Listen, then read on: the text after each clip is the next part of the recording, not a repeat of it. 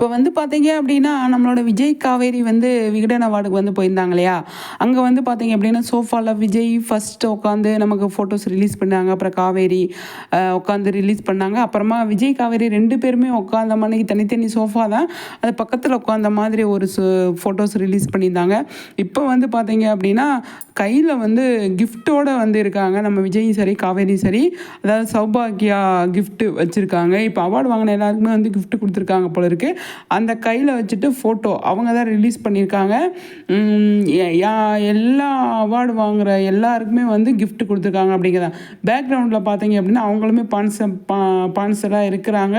அதனால் வந்து இப்போ சத்யா அவங்கவுங்க நிறைய பேர் இருக்கிறாங்க. இப்போ சௌபாக்கியாவும் இருக்கிறதுனால நம்ம விஜய், காவேரிக்கு அதுலேருந்து அவார்டு கொடுத்துருக்காங்க. அதுலேருந்து கிஃப்ட்டு கொடுத்துருக்காங்க. தீபாவளி அதுவுமா வந்துட்டு செம்ம விஷயங்க. ஒரு ஃபேன் பேஜ்லேருந்து அவ்வளோ அழகாக வந்து இதை வந்து ஷேர் பண்ணிகிட்டு இருந்தாங்க. நிறைய விஷயங்கள் அவங்க வந்து பண்ணிகிட்ருக்காங்க. இந்த ஃபோட்டோவுமே வந்து சூப்பராக இருக்குது. நம்ம வந்து இண்டிவிஜுவலாக அவார்டு கிடைக்கணும் அப்படின்னு சொல்லி நம்ம வந்து நினச்சிட்டு இருந்தோம்.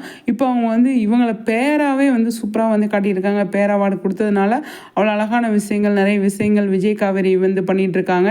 நிறைய ஃபோட்டோஸ் வந்து ரிலீஸ் பண்ணியிருக்காங்க. நான் எதிர்பார்க்கவே இல்லைங்க.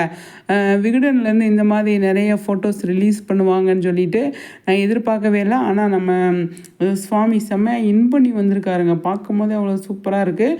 இன்பணி வந்திருக்கிறாரு. அவர் வந்து அதே மாதிரி லட்சுமி பிரியாவும் சரி 2 பேருமே வந்து சூப்பரான ஒரு பேக்கை கையில் வச்சுருக்காங்க. அதை பார்க்கும்போது பயங்கர செம ஹாப்பியாக இருக்குது.